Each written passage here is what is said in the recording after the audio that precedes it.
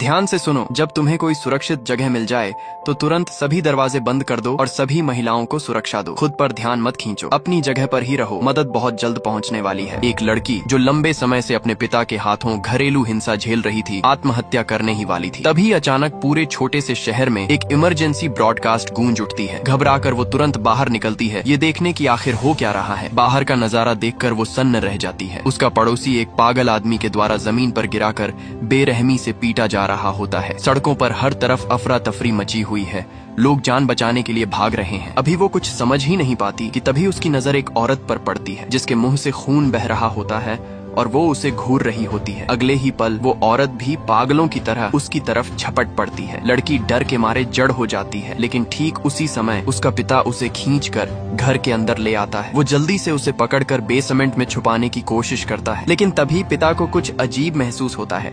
वो घबराकर दूर की तरफ देखता है और तभी अचानक वही औरत खिड़की का शीशा तोड़कर अंदर घुस आती है। अंदर आते ही वो गुस्से से दोनों को घूरती है और फिर दोबारा उन पर हमला कर देती है। पिता मजबूर होकर उससे भिड़ जाता है, उसकी बेतहाशा झूलती हुई बाहों को पकड़कर रोकने की कोशिश करता है, लेकिन वो औरत अचानक उसे काट लेती है। दर्द से कराहते हुए आदमी अब और नहीं सह पाता और पास पड़ा कांच का टुकड़ा उठाकर उस पर वार कर देता है। फिर भी वो औरत रुकती नहीं, मानो उसे कोई दर्द ही महसूस नहीं हो रहा हो। आखिरकार मजबूरी में वो उसके आंख में कांच घोंप देता है। इस बार जाकर वो औरत पूरी तरह शांत हो जाती है, लेकिन ये सब देखकर लड़की बुरी तरह टूट जाती है। उसे लगता है कि उसके पिता ने किसी को मार डाला है और पहले से ही उससे डरी हुई लड़की पूरी तरह से घबरा जाती है। वो उसकी आवाज सुने बिना ही घर से बाहर भाग जाती है, बिना ये जाने कि बाहर की दुनिया अब और भी ज्यादा खतरनाक हो चुकी है। आज हम बात कर रहे हैं 2026 की एक नई zombie film this is not a drill की। अब बाहर की हालत पूरी तरह बेकाबू हो चुकी है, हर तरफ वैसे ही पागल लोग घूम रहे हैं। लड़की को समझ आ जाता है कि कुछ बहुत गलत हो रहा है और वो भागने लगती है, लेकिन एक संक्रमित इंसान उसे देख लेता है और उसके पीछे पड़ जाता है। पीछे से आती डरावनी चीखें सुनकर वो और तेज भागती है और सड़क किनारे एक घर में छुपने की कोशिश करती है, लेकिन दरवाजा पहले से बंद होता है। कोई रास्ता न देखकर वो पास की बाड़ कूदने की कोशिश करती है और जैसे तैसे अंदर घुस जाती है, लेकिन वो संक्रमित आदमी बाहर ही खड़ा दरवाजा पीटता रहता है। डर के मारे लड़की घास के पीछे छुप जाती है। कुछ देर बाद वो दरार से देखती है कि कोई उनकी तरफ आ रहा है। तब पता चलता है कि ये उसके हाई स्कूल के दोस्त लेगे का घर है और उसके साथ उसका दोस्त शाओ हे भी है जो उससे मिलने आया हुआ था। बाहर लगातार दरवाजा पीटते हुए संक्रमित को देखकर तीनों समझ जाते हैं कि ये जगह अब सुरक्षित नहीं है और तुरंत वहां से निकलने का फैसला करते हैं। जैसे ही वो सड़क पर पहुंचते हैं, उन्हें एक औरत दिखाई देती है जो लड़खड़ाते हुए कार से बाहर निकल रही होती है। साफ दिख रहा होता है कि वो किसी चीज से बचने के लिए भागते हुए एक्सीडेंट का शिकार हुई है। शहर छोटा होने की वजह से उसके दोनों बच्चे जेनी और आ वेई भी उन्हीं के स्कूल के छात्र निकलते हैं। हालात ऐसे नहीं होते कि कोई औपचारिक बातें की जाएं, इसलिए अब ये 6 लोग साथ में शहर से बाहर भागने लगते हैं। लेकिन शहर के बाहर सेना ने पहले ही नाकेबंदी कर दी होती है ताकि वायरस फैल न सके। बहुत सारे लोग बाहर निकलने की कोशिश में गेट पर जमा हैं, लेकिन जो भी जबरदस्ती निकलने की कोशिश करता है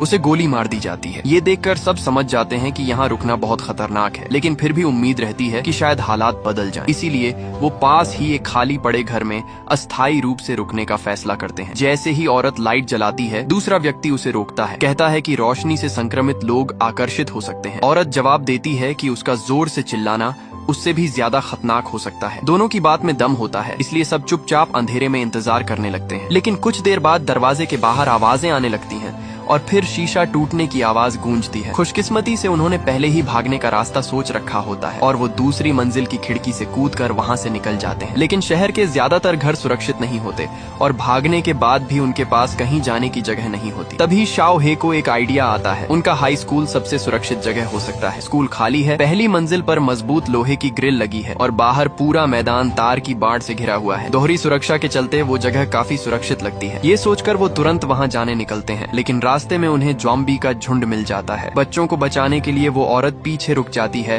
और खुद को कुर्बान कर देती है ताकि बाकी लोग भाग सकें। लेकिन बदकिस्मती से एक ज़ॉम्बी लड़की को पकड़ लेता है। तभी लेगे समय पर पहुंचकर उसे बचा लेता है। लड़की खुद को संभालती है और खून से सने होने के बावजूद स्कूल की तरफ भागती है। किसी तरह वो लोग तार की बाड़ पार करके अंदर पहुंच जाते हैं और फिलहाल खतरे से बच जाते हैं। लेकिन अंदर आते ही उन्हें गार्ड रूम से कुछ आवाजें सुनाई देती हैं। तब उन्हें याद आता है कि भले ही स्कूल बंद हो, लेकिन एक चौकीदार तो जरूर होगा। अब वो दुविधा में पड़ जाते हैं कि क्या करें। आखिरकार शाओ हे फैसला करता है कि उन्हें यहीं रुकना चाहिए। बाहर के झुंड के मुकाबले एक अकेला इंसान संभालना आसान होगा। वो हिम्मत करके एक हथियार उठाता है और धीरे धीरे गार्ड रूम की तरफ बढ़ता है। जैसे ही चौकीदार मुड़ता है, वो बिना वक्त गंवाए उस पर हमला कर देता है और उसे मार गिराता है। उसकी इस बहादुरी से बाकी लोग उसे अपना लीडर मान लेते हैं। सब मिलकर स्कूल के दरवाजे को फर्नीचर से बंद कर देते हैं और खिड़कियों को पोस्टर से ढक देते हैं ताकि अंदर की रोशनी बाहर न जाए। लेकिन इस सब के बीच लड़की एक कोने में चुपचाप बैठ जाती है। उसके चेहरे पर डर साफ दिखाई दे रहा होता है। वो अपनी बहन को आखिरी बार फोन करने की कोशिश करती है, लेकिन नेटवर्क बार बार टूट जाता है। असल में उसके शरीर पर लगे खून की वजह से उसे लगता है कि वो खुद भी संक्रमित हो चुकी है। तभी ले गे उसके पास आता है और उसे समझाता है कि सिर्फ खून लगने से नहीं, बल्कि घायल होने पर ही संक्रमण फैलता है। ये सुनकर लड़की थोड़ी शांत होती है। वो अपने चेहरे से खून धोती है, लेकिन उसके मन में अभी भी डर बना रहता है कि कहीं वो उस अफरा तफरी में घायल तो नहीं हो गई। इस अचानक आई आपदा ने उसके मन से आत्महत्या करने का ख्याल पूरी तरह खत्म कर दिया। जब उसे पता चला कि जेनी को कुछ कपड़े मिल गए हैं, तो वो तुरंत नहाने का बहाना बनाकर बाथरूम में चला गया। अच्छे से जांच करने के बाद उसे राहत मिली कि उसके शरीर पर सिर्फ हल्की खरोंचें हैं, कोई गंभीर घाव नहीं है। अब जाकर उसे पूरी तरह सुकून मिला। उधर बाकी लोगों ने जब पूरे स्कूल की तलाशी ली तो उन्हें हैरानी के साथ खुशी भी हुई। यहाँ पानी की सप्लाई अभी भी चालू थी और खाने पीने का इतना सामान था कि वो आराम से 1 महीने से ज्यादा जिंदा रह सकते थे। यानी वे यहाँ सुरक्षित रहकर आराम से रेस्क्यू का इंतजार कर सकते थे। लेकिन शाओ हे, छोटा काला, इस बात से पूरी तरह सहमत नहीं था। उसका मानना था कि अगर ये आपदा पूरी दुनिया में फैली हुई है तो हो सकता है कि सामान खत्म होने तक भी कोई मदद न आए। इसलिए सब लोग एक तरफ रेडियो और ब्रॉडकास्ट पर नजर रखते और दूसरी तरफ बाहर की गतिविधियों पर भी ध्यान देते, ताकि किसी खतरे का अंदाजा पहले ही हो जाए। इसी तरह कुछ दिन शांति से बीत जाते हैं। फिर एक दिन अचानक बाहर जोरदार धमाका और कंपन महसूस होता है। सब लोग घबराकर दरवाजे के पास जाते हैं और सावधानी से पोस्टर हटाकर बाहर झांकते हैं। उन्हें पता चलता है कि दूर एक पेट्रोल पंप में भयानक विस्फोट हुआ है। आसमान में उठती आग की लपटों ने आसपास के सारे संक्रमित लोगों को अपनी तरफ खींच लिया। फिर भी वे लोग वहां से जाने का जोखिम नहीं लेना चाहते। बाहर की दुनिया पूरी तरह अनजान और खतरनाक है, इसलिए वे उसी सुरक्षित माहौल में छिपे रहना बेहतर समझते हैं। लेकिन एक रात जब आना सो रही होती है, उसे महसूस होता है जैसे कोई उसे छू रहा हो। पहले तो वो इसे सपना समझकर नजरअंदाज कर देती है और उठकर चेहरे पर पानी डालने के लिए कॉरिडोर में चली जाती है। तभी उसे अचानक महसूस होता है कि कोई उसे पीछे से देख रहा है। वो मुड़ती है, लेकिन सामने कोई नहीं होता, बस एक परछाई सी झलक कर गायब हो जाती है। डरी हुई आना तुरंत सबको जगा देती है। सभी लोग स्कूल के अंदर तलाश शुरू कर देते हैं। इस डर से कि कहीं वो कोई संक्रमित न हो, वे बहुत सावधानी और चुप्पी के साथ हर जगह जांच करते हैं। इसी दौरान एक अलमारी के अंदर से खर्राटों की आवाज सुनाई देती है, जो सन्नाटे में साफ गूंज रही होती है। सब लोग धीरे धीरे अलमारी खोलते हैं और देखते हैं कि अंदर एक आदमी गहरी नींद में सो रहा है। उसके हाथ में एक पिस्तौल भी है। वे तुरंत मौका देखकर उसका हथियार छीन लेते हैं। इसी बीच आदमी जाग जाता है। जब तक ये तय नहीं हो जाता कि वो खतरा है या नहीं, वे उसे बंदूक वापस नहीं देते। उसे थोड़ा खाना दिया जाता है, जिसे वो भूख से बेहाल होकर तुरंत खाने लगता है। उसका व्यवहार सामान्य लगता है, लेकिन वो ये बताने से बचता रहता है कि वो यहाँ अंदर आया कैसे। ये बात सभी को शक में डाल देती है और ये भी साफ हो जाता है कि स्कूल की सुरक्षा में कहीं न कहीं खामी है। अगर वो अंदर आ सकता है तो संक्रमित भी आ सकते हैं। आना को तो और भी ज्यादा शक होता है। आदमी अपना नाम लाओ माँ बताता है और कहता है कि वो अभी अभी यहाँ आया है और डर के कारण सामने नहीं आया। लेकिन आना को लगता है कि वही व्यक्ति पहले उसे छू रहा था, मतलब वो उनसे पहले ही यहाँ छिपकर रह रहा था और उन पर नजर रख रहा था। हालांकि ये सिर्फ उसका शक था, लेकिन शाओ हे भी उस पर भरोसा नहीं करता। खाना खाने के बाद वो बहाने से लाओ माँ को बाथरूम ले जाता है और जब वो नहा रहा होता है तो चुपके से उसकी जांच करता है। उधर आ वेई भी आना की बात से सहमत होता है। उसे भी वो आदमी संदिग्ध लगता है, लेकिन लेइगे और जेनी का मानना है कि बिना पक्के सबूत के किसी पर शक करना सही नहीं है। इसी बहस के बीच शाओ हे घबराया हुआ वापस आता है और बताता है कि उसने लाओ माँ के हाथ पर काटने का निशान देखा है। ये सुनकर लेइगे तुरंत उसे बंदूक थमा देता है, लेकिन फिर भी कहता है कि पक्का यकीन कर लो, कहीं ऐसा ना हो कि एक निर्दोष इंसान मारा जाए। तभी लाओ माँ नहाकर वापस आ जाता है। शाओ हे तुरंत उस पर बंदूक तान देता है। लेइगे उससे कहता है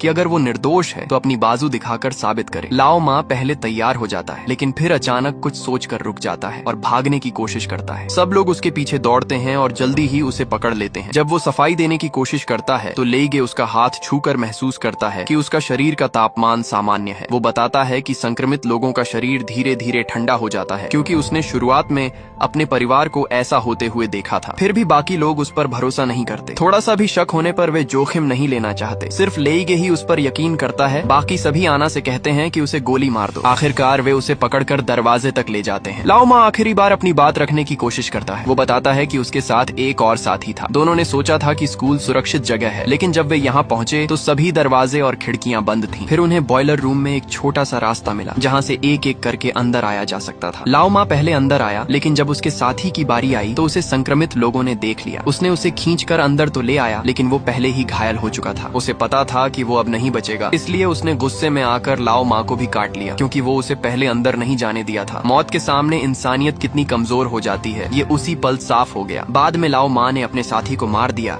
ताकि वो संक्रमित होकर खतरा न बने। कई दिनों तक डर में जीने के बाद भी जब उसमें कोई बदलाव नहीं आया तो उसे लगा कि शायद वो संक्रमित नहीं हुआ है। वो ये बात इसलिए नहीं बता रहा था क्योंकि उसे डर था कि लोग गलत समझेंगे। लेकिन शाओ हे को उसकी बातों पर बिल्कुल भरोसा नहीं होता। वो उसे झूठा मानता है और गुस्से में उसे बाहर निकालने की जिद करता है। अब लाओ मा भी उसी दर्द को महसूस करता है जो उसके साथी ने किया था। बाहर जाना मतलब मौत। हताश होकर वो अचानक पागलपन में आ जाता है। शाओ हे बिना सोचे उसके पास जाता है और तभी लाओ मा उसे काट लेता है। ये देखकर आवे गुस्से में आ जाता है और बंदूक छीनकर उसे मारने की कोशिश करता है, लेकिन लेईगे बीच में आकर उसे शांत करता है। आखिरकार वे लाओ मा को बाहर निकाल देते हैं ताकि उसके पास जिंदा रहने का एक मौका तो रहे। लेकिन अब नया सवाल खड़ा हो जाता है। आवेई कहता है कि जब लाओ मा को बाहर निकाला गया तो शाओ हे को भी बाहर जाना चाहिए, क्योंकि अब दोनों की हालत एक जैसी है। बाकी लोग उसे समझाते हैं कि इतना कठोर फैसला लेना सही नहीं है। फिर भी एहतियात के तौर पर वे तय करते हैं कि शाओ हे को कुछ दिनों के लिए अलग कमरे में बंद करके निगरानी में रखा जाएगा। अपने भाई की तरफ से माफी मांगने के लिए जेनी खुद आगे आती है और कहती है कि वो रोज उसकी पट्टी बदलने आएगी। और इसी दौरान उसके दिमाग में एक और प्लान आता है। अपनी बेगुनाही साबित करने का एक तरीका सूझता है और जल्द ही दोनों बॉयलर रूम में पहुंच जाते हैं। अंदर जाकर उन्हें वहीं छोटी खिड़की दिखती है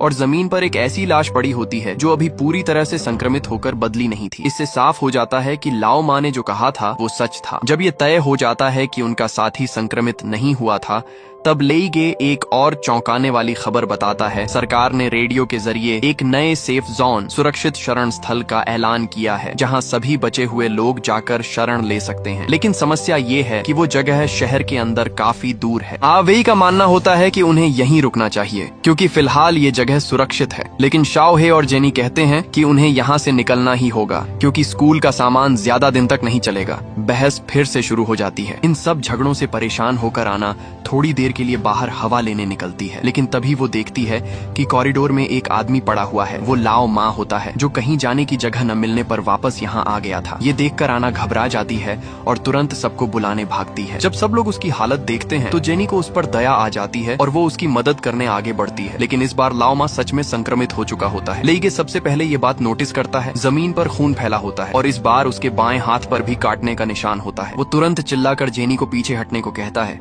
लेकिन तब तक बहुत देर हो चुकी होती है। अगले ही पल पूरी तरह से संक्रमित लाओ मा उस पर झपट पड़ता है और उसे जमीन पर गिरा देता है। ये देखकर आना बिना सोचे समझे उसकी मदद के लिए दौड़ती है। वहीं दूसरी तरफ आवेई ये सब देखकर डर के मारे जड़ हो जाता है। जब बाकी लोग उसे गोली चलाने को कहते हैं तो वो पास जाने की हिम्मत भी नहीं जुटा पाता और दूर से ही घबराकर गोली चला देता है। लेकिन लाओ मा पर उसका कोई असर नहीं होता। तभी शाओ हे तुरंत बंदूक छीनता है, आगे बढ़ता है और उसे पूरी तरह खत्म कर देता है। जब हालात थोड़ा शांत होते हैं तो जेनी को एहसास होता है कि अभी चली गोली उसे लग गई थी। कुछ ही पलों में वो लेईगे की बाहों में दम तोड़ देती है। उसकी मौत से सबका दिल टूट जाता है। लेकिन आवेई अचानक गुस्से में आकर आना को पीटने लगता है। उसे दोष देता है कि उसी की वजह से उसकी बहन की मौत हुई, क्योंकि उसने उसकी नजर में रुकावट डाली थी। असल में ये उसकी अपनी गलती से बचने की कोशिश होती है। लेकिन इस सब में सबसे ज्यादा बेगुनाह आना ही होती है। टूट चुकी आना कॉरिडोर में जाकर अपने गुस्से और दर्द को बाहर निकालने लगती है। तभी उसकी नजर कोने में पड़े एक मोबाइल फोन पर पड़ती है। पहले उसने उसे दिखा नहीं था क्योंकि नेटवर्क नहीं आ रहा था। अब भी सिग्नल नहीं होता, लेकिन फोन में उसकी बहन का एक मैसेज होता है। उसमें लिखा होता है कि वो सुरक्षित है और आना से कहती है कि मौका मिलते ही उससे मिलने आए ताकि वे दोनों साथ मिलकर इस शहर से निकल सकें। लेकिन लेइगे शांत दिमाग से सोचता है और कहता है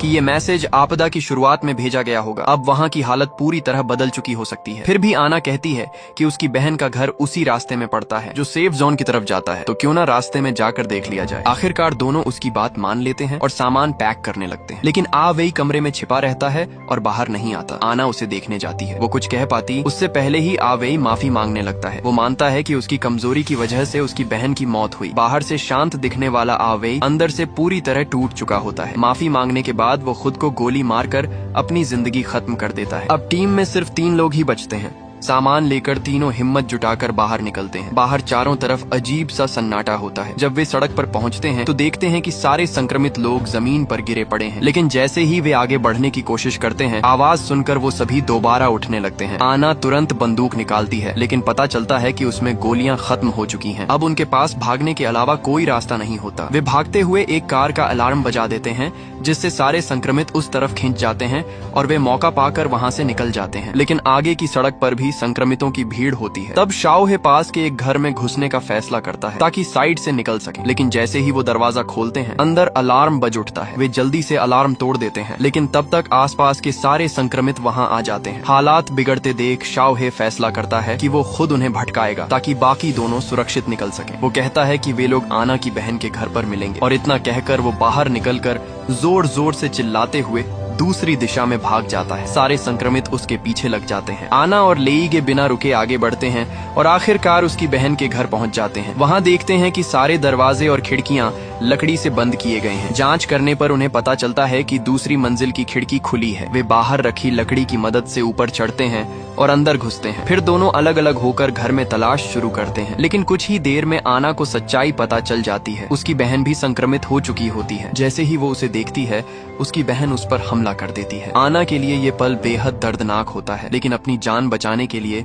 उसे मजबूरी में खुद अपनी बहन को मारना पड़ता है। यहीं पर कहानी लगभग खत्म हो जाती है। उन्हें शाओहे का कहीं पता नहीं चलता। कुछ दिनों बाद आना और लेइगे मजबूरी में गाड़ी लेकर उस अनजान सेफ जोन की तरफ निकल पड़ते हैं, जिसका जिक्र रेडियो पर किया गया था। इस कहानी का असली मकसद सिर्फ ज़ॉम्बी का डर दिखाना नहीं है, बल्कि एक बंद जगह में फंसे इंसानों के बीच उभरती असली इंसानियत और कभी कभी उससे भी ज्यादा खतरनाक स्वार्थ को दिखाना है। साथ ही ये आना के उस बदलाव को भी दिखाती है, जहां वो शुरुआत में अपनी जिंदगी खत्म करना चाहती थी, लेकिन आखिर में जीने के लिए हर संभव कोशिश करती है। ये कहानी हमें सिखाती है कि जिंदगी कितनी भी मुश्किल क्यों ना हो, जिंदा रहना ही सबसे बड़ा साहस और हर दर्द के खिलाफ सबसे मजबूत जवाब है।